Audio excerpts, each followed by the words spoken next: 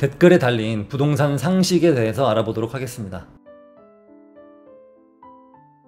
오늘도 헨리 코튼과 함께합니다. 저는 상승기나 하락기나 보합기나 늘 같은 말을 해왔고 같은 영상을 만들어 왔고 늘 같은 스탠스를 유지해 왔습니다. 그런데 댓글이 이 상승장 때는 이런 댓글, 하락장 때는 저런 댓글이 달리는데 오늘은 댓글에 대한 질문을 보고 가볍게 대답을 드리도록 할게요. 제가 아파트 비교 영상을 올리고 어떤 게 제일 낫다라고 하는데 저희 주관적인 의견을 드리는 것뿐 특정 아파트를 띄우기 위한 게 아닙니다. 하락장 때는 지금 왜 사냐라는 댓글이 많고 지금 같은 상승장 때는 왜 띄우냐 이런 댓글이 많아요. 이 영상을 보시는 여러분들처럼 상식이 어느 정도 갖춰져 있는 분들은 이런 생각을 하지 않지만 그렇지 않은 사람들도 생각보다 많습니다. 다음 댓글인데요. 저는 하남 미사에 거주하고 있고 주택담보대출 규모를 줄여서 매달 나가는 원리금을 줄이는 게 나을지 아니면 종잣돈을 모아서 현금을 들고 있다가 2, 3억의 자금으로 갭 투자를 하는 게 나을지 아니면 갈아타기를 해야 할지 고민입니다 라고 했는데 이런 고민들 많이 하세요. 주택담보대출을 받았는데 이거를 빨리 갚을지 아니면 놔두고 모아서 다른 투자를 할지 아니면 갈아타기에 보탤지 이런 고민들을 하시는데 제가 해왔던 방식은 대출을 빨리빨리 갚고 다음 투자 때 다시 대출을 일으키는 겁니다. 이분이 하남 미사에 산다고 하셨는데요. 아마도 왜 우리 집은 바로 옆에 있는 강동 고덕, 상일, 명일만큼 못 오를까 이런 생각을 하실 겁니다. 그런데 강동 고덕 이쪽 소유주들은 왜 우리 집은 잠실만큼 못 오를까 이런 생각을 하거든요. 제가 예전에도 똘똘한 한 채까지는 갈아타기를 하셔야 한다고 쭉 말씀을 드려왔어요. 그 기준은 마포 프레스티지 자이, 마포 레미안 푸르지오, 옥수 리버젠,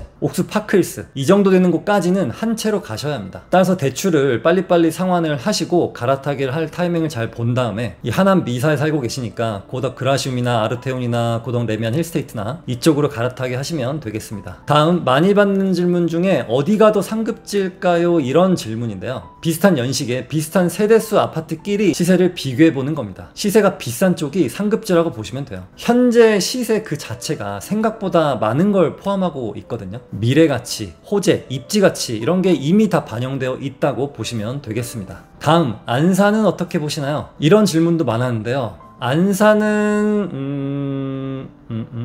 뭐라고 말해야 될까? 안산이라는 도시는 서쪽에 좀 붙어있죠. 안산에서 커버할 수 있는 일자리가 현재는 안산밖에 없어요. 수원 같은 경우는 그 주변에 대기업들이 많잖아요. 근데 안산은 그렇지가 않기 때문에 수요가 한정적입니다. 그래도 그 안산의 생명력을 불어넣어줄 신안산선이 개통 예정이기 때문에 더 나아질 거라고 봐요. 그렇지만 지리적인 위치가 서쪽에 쏠려 있다는 점, 이건 어떻게 바꿀 수가 없겠죠. 네, 죽전은 어떻게 보시나요? 라는 질문도 많았습니다. 죽전이나 수지는 사실은 그렇게 큰 차이는 안 나지만 죽전이 수지보다 힘을 못 쓰는 이유는 바로 지하철 노선 때문이죠. 수인분당선을 타고 죽전역에서 선릉역까지 43분이 걸리고 이 선릉역에도 회사들이 아주 많죠. 수지구청역에서는 강남역까지 24분이면 갑니다. 죽전에서는 판교까지 가려면 한번 환승해야 되고 이 신분당선 라인 수지는 환승을 안 해도 되죠. 그래도 죽전은 용인 플랫폼시티가 들어오면은 약간의 수혜를 받기는 할 겁니다. 그럼 죽전 소유주들은 수지 쪽으로 갈아타기를 해야 되냐? 이거는 또 다른 얘기거든요. 죽전 소유주분들은 아예 뭐 순회나 정자, 서현 아니면 서판교 쪽으로 가는 게 맞습니다. 그래야 갈아타기를 하는 의미가 있어요. 수지로 가는 거는 조금 애매한 갈아타기이긴 합니다.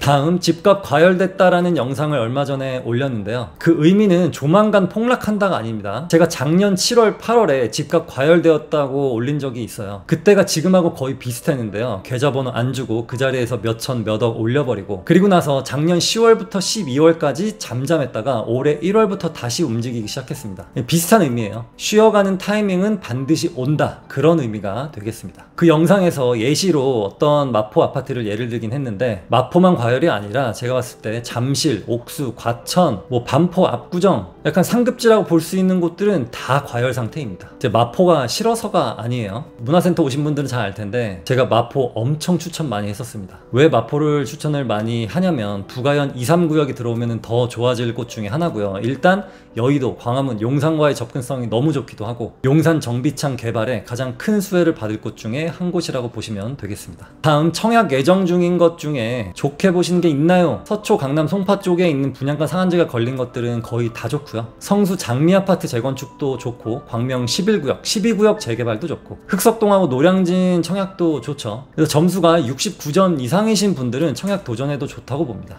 저는 여태까지 당첨된 적이 단 한 번도 없어서 정말 당첨되신 분들을 보면 너무 부러워요. 저는 원래 운이 없는 사람입니다. 과거에도 운이 늘 없어왔기 때문에 그 운을 조금이라도 커버하려고 노력을 많이 하는 타입이에요. 여러분은 운이 좋은 편인가요? 아니면 안 좋은 편인가요? 아니면 보통인가요? 그냥 보통이거나 별로 안 좋은 편이라면 우리 동지 악수 한번 합시다.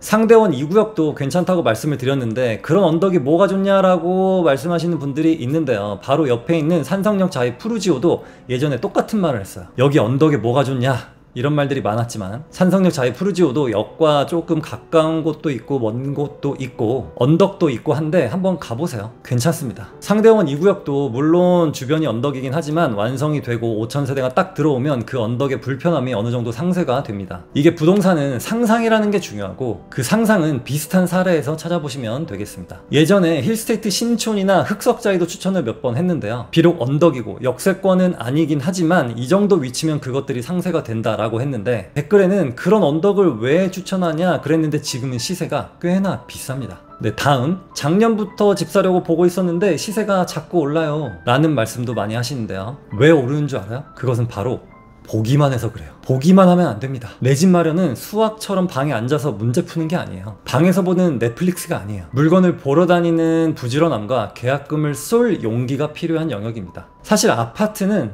공부할 게 별로 없어요. 왜냐면 그 금액대에 사야 할 것들은 어느 정도 이미 다 정해져 있거든요. 몇 개 아파트들 중에 매물별 비교를 해서 이 정도면 괜찮다라고 생각이 들면 계약금을 바로 보낼 그럴 용기가 필요합니다. 그렇다고 호가가 엄청 높은데 막 보내면 안 되겠죠. 다음, 전세 살고 있습니다. 전세 연장할까요? 이런 질문인데요. 저의 대답은 그것은 자유입니다. 매수하고 말고는 본인의 선택이고요. 전세 연장하고 말고도 본인의 선택입니다. 근데 저는 전세를 살게 되면 좋은 타이밍이 왔을 때 실행을 못 하게 돼요. 나는 요즘 너무 불장인 것 같으니까 한 템포 기다리겠다 하시는 분들 중에 혹시 전세를 살고 있다면 월세로 살면서 목돈을 딱 가지고 있다가 시장이 주춤하다 싶으면 바로 실행하는 게 맞습니다. 집주인한테 연락해서 새로 전세 맞춘다고 하고 또 전세금 빼고 이 과정이 생각보다 길어질 수가 있거든요. 그러면 좋은 타이밍을 또 놓치게 됩니다. 또 다음 어떤 영상 댓글에 제가 집값을 올렸다고 하는데 제가요? 집값을 올리는 건 총 통화량, 수요 공급, 주변 인프라, 환경 변화, 교통 호재, 시세의 흐름, 실업률, 소득의 증가 이런 거시적인 게 집값을 움직이는 거지 저 같은 개인이 집값을 올리는 건 절대 불가능합니다. 저는 언제나 늘 같은 말을 해왔어요.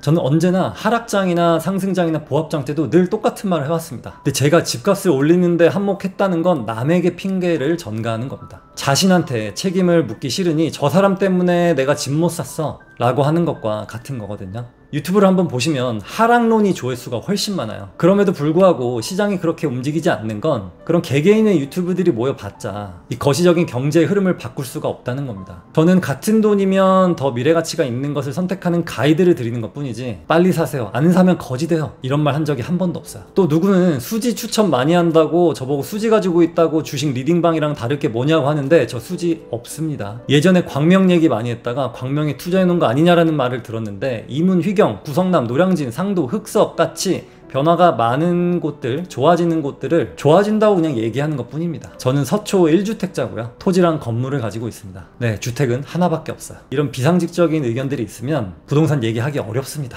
암튼 이상한 댓글들이 많이 달리기 시작했는데 누구 때문에 뭐 했다, 뭐 때문에 어쨌다 이렇게 남 탓하면 본인한테 도움이 될 게 하나도 없어요. 혹시 여러분들이 조금 이상한 댓글이 보이면 부동산 초보여서 그럴 수 있으니까 라고 생각하시면 되겠고요. 여러분들이 대댓글로 한 수 가르쳐 주시는 것도 서로에게 도움이 되겠습니다. 질문이 있으면 인스타 DM 아니고요, 이메일 아니고요, 댓글에 달아주세요. 오늘도 여러분들의 멋진 경제적 자유를 응원합니다. 감사합니다.